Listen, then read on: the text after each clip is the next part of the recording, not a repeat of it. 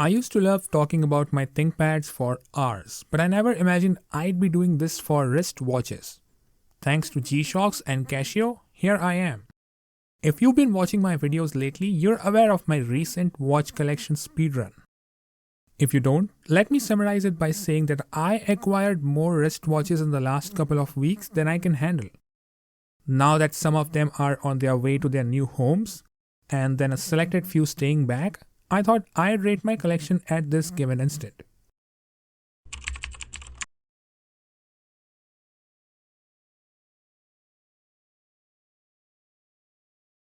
Before I start, let me quickly mention the ones I won't be talking about. The fossil chronograph dress watch, as it's been dead for years, and neither do I want to pay to get the battery replaced, nor do I have the courage to do it myself without scratching the case back, at least more than it has been done by the last person who worked on it. The Samsung Galaxy Watch 5, for obvious reasons, though it's the only watch where I've been able to run a Fallout watch face, effectively turning it into a cheap Pip-Boy since day one. The Meister Anchor Solar Atomic Watch, if that's the name I can use for it, as I plan to find a new home for it as well soon. So that leaves us with 8 contenders for today's battle. I'll start with some introduction for each one of those and then discuss 10 areas, picking the best and the worst watch in each.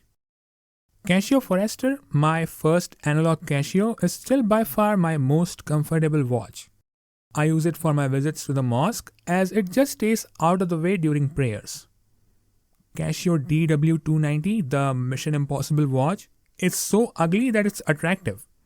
This 90s Casio kept getting more and more redundant with every single watch I added to my collection. G-Shock GW6900 was supposed to be an upgrade over the DW290 and has more than what I need from a watch. With my current selection, there are several watches that cover that need.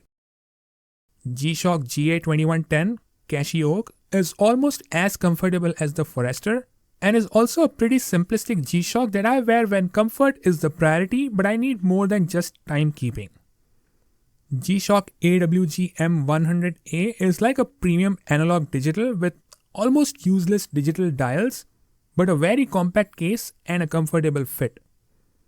G-Shock GW2310FB is probably my most stealthy looking, fully blackened out G-Shock and is the only one with a negative display, if you don't count the mini displays on the AWG M100A.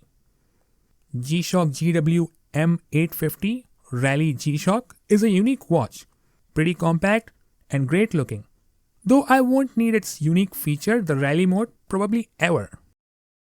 G-Shock GD350 is arguably my best looking G-Shock and is one of those that looks even better in person than in those pictures you see on the web.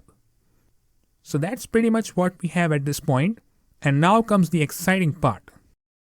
I'll talk through 10 categories or areas and point out the best and worst performers in those. I've also arranged these categories in a descending order of what matters to me the most. For looks, I'd say the GW6900 and the GD350 have a tie, as these are the kind of watches you'd like staring every now and then when you have them on you. The AWG M100A would be the exact opposite, and though it doesn't look bad, I don't find it attractive either. For legibility, which technically would be the thing that would matter the most on a watch, I'd say the Casio Forester and the GD350 are the easiest to check time or other information, both covering an analog and digital display respectively. The GW2310FB is obviously one with the most difficult to read negative display, so I'd probably only wear it for the stealthy looks. For comfort, it would be again the Casio Forester with its Velcro straps, or probably the lightweight Casio GA2110. I never imagined, but the GW6900 is the most uncomfortable with the strap sticking away from my wrist. In terms of being easy to use, the Casio DW290 had the most comfortable buttons, or pushers as they call them, until I got the GD350, which is even better.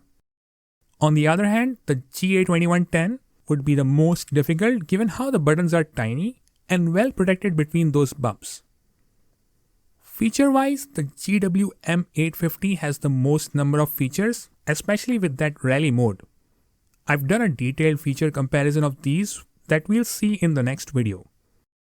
The Casio Forester ends up being on the exact opposite end with nothing more than just timekeeping and a date indicator that needs adjustments every other month.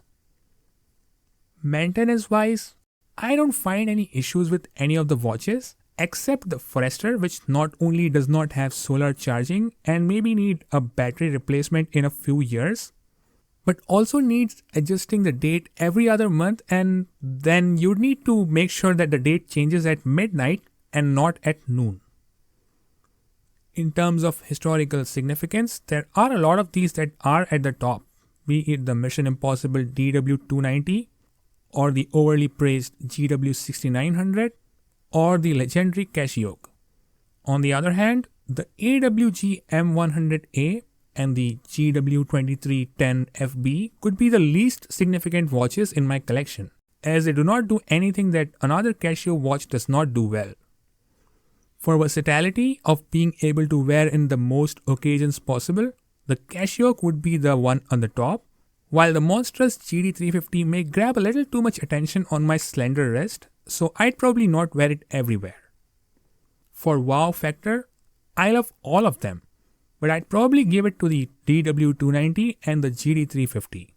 On the exact opposite end of the spectrum would be the AWG M100A or the GW2310FB. Being an all-time nerd, I wanted to include nerdiness as the final category, where the DW290 or the GW6900 would be the highest, and maybe the GD350. And the Casio would be the least nerdy with its relaxed looks and earth tone colors that even non-G-Shock enthusiasts like my wife would find interesting. So we saw how this seemingly unidimensional collection still holds a reasonably wide variety of watches, each with unique characteristics and different use. The collection will most likely shrink, and I hope to level up into the Master of G collection someday soon. That's all I have for this video, and thanks for watching it to the end. May the Maker watch over you. See you in the next video.